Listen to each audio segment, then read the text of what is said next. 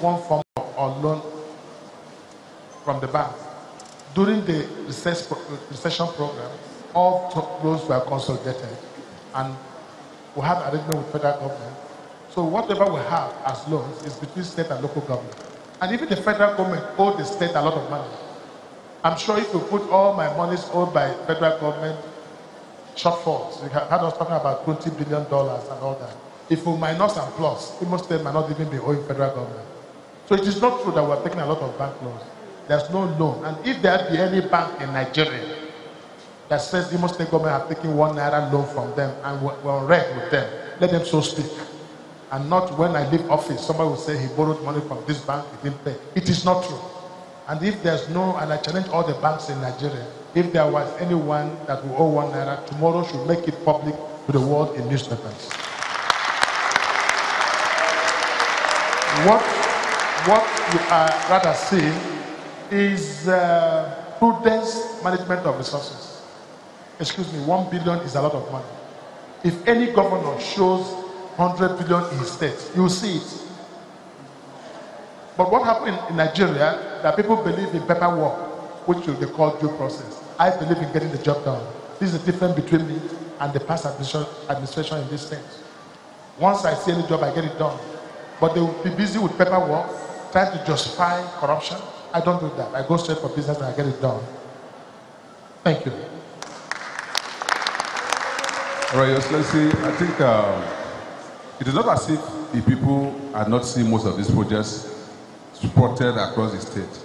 But one thing is, despite these numerous projects, the people still think that your administration has not looked in the direction of stomach infrastructure for the people.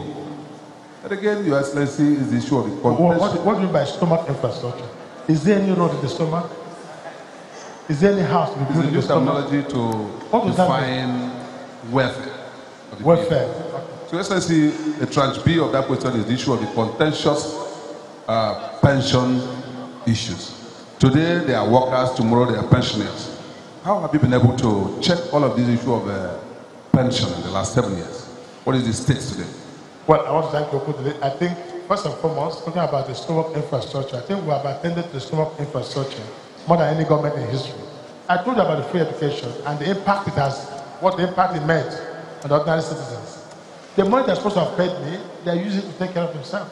There's what is called direct cash giving and indirect welfare. I think this government does indirect welfare that help the people much more than this hands-on. Even for the hands-on cash, I just told you that over 3,500 women got 100,000, and over 305 youths got 1 million naira, and the Hajjebema youths got 500 million. These are cash, raw cash given to them. And now we have declared or commissioned My People Enrichment Program to empower 50,000 people through the Ministry of Happiness. And these people will get between 20,000 to 100,000 to 200,000. These are small business owners, those small people that sell tomatoes and vegetables, to help them to grow. So we have done a lot of stomach infrastructure, if that's what they call stomach infrastructure work. And the case of pension, believe me, my state has a very big challenge about pension, worse than any other state in Nigeria. When I came in here, I inherited a pension of 305 million a month. All of a sudden, it jumped to 1.47 billion. And the maximum money I collect in a month as federal subvention is between 3 billion to 4 billion. Very good month will go to 3.5 or 3.6, 4.6 billion. Now, we remove 1.5 billion and we have salary, this is of close to 5 billion naira. How do you do it? What happened with our pension was that Imo State was paying a different pension scheme, where people who have gone on retirement were collecting travel allowance, leave allowance, even when they are on retirement. And that jotted our pension to 1.something billion, which saw us today owing pension almost 8 months or more. We owe pension. But what has taken time is for us to reconcile the whole pension issue, which we have just concluded about 2 weeks ago. As I speak to you now, they are writing checks for the first 4 months, the first 3 months checks for the pension to start reducing it. I promise to finish all pension before I leave as government. But we are now paying the actual rate What we now pay every month is about 650 million naira as against 1.47 billion, which was impossible to pay. I would be happy to pay the pensioners. Look at me talking about spending 3 billion naira to give empowerment to ordinary people. Why can't I pay the old people who are pensioners, who have worked for a job? But Imo pension scheme is faulty. And until we get it right, any payment of pension will create problem for Imo State. Thank you. Your Excellency, it's obvious, like you presented your achievements, the litany of projects, and all you have done.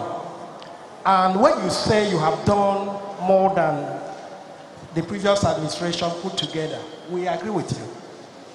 You have done so well. But again, Your Excellency, you have also emphasized this issue that the opposition are always on you, taking you up both in Abuja, at home and all that, always in the papers, people are attacking you for one reason or the other. We would like to know what is really happening. Why are you, despite your superlative performance and achievements, does it mean you are not carrying them along? And do you have plans to at least make fences with the opposition and those against your political interests? Thank you, sir. Well, on this, I think I can make a short comment on this. I think, I don't know. Do I have an answer for this? I don't know. But all I could say is that whenever you are in a place of leadership, there are two forces dragging you. The forces of the elites and the forces of the masses. And those who have gone with the elite find it easy to continue in office. But those who go for the masses become the enemy of the elite. And those who go to the elites become the enemy of the masses. To strike a balance in this case is quite difficult. But by my nature, I'm a masses-oriented person. I felt I'm called for the poor people. And sometimes the demands of the elites is something you cannot even carry. And if you do so, you can't do this project. I'm sure my predecessors fell because of this elitist approach of doing things. And they don't find it easy. And I run a government that is too open. Some people do not want to associate with the ordinary people. They want a secluded place where they can sit down, have their champagne only by themselves, and discuss serious businesses. But anytime you see me with ordinary people, they don't feel comfortable. I have never said to anybody not to come. In fact, I've called everybody who is who in Imo State politics to please come, let's be friends. But they don't agree. I don't know what to do. If you have a solution, please tell me and I will do it. All right, Excellency, I want to bring you to the issues of your political party, the All Progressive Congress. Imo State, as it were, is the fountain of APC in the Southeast. We know the labor you put in to plan the party in the Southeast. Now, with the situation in Imo State, as regards to your political party, do you think APC will still make further inroad into the Southeast in 2019? With the party almost polarized in Imo, are you not worried by this? Well, let me go down the history line. It is true that as of today, Imo State is the only state in the Southeast that has a governor, that gives Buhari the highest vote, that has honorable members, federal house rep, and senator.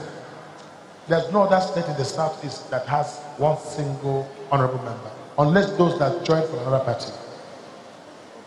Now, that should tell you that Imo State is APC. Go back to your question, whether the Southeast will go to Buhari. Buhari will win in the Southeast this time around. Because the people have come to realize that Buhari, people told them lies about President Muhammad Buhari. Do you know the campaign here? You were here then. When people said Buhari and Rochas has planned to Islamize everybody, all Christians will become Muslims, that they are going to bring Boko Haram to kill everybody, that they are going to inject them with wrong vaccines, that they will take over their land, all kinds of stories. And you know, people are vulnerable. They believe them then. But now people have come to realize that Buhari is not a bad man and does not mean evil. But rather those who are afraid of being pursued for corrupt practices were busy poisoning the mind of people against Buhari. Now that people have known the truth, I have no doubt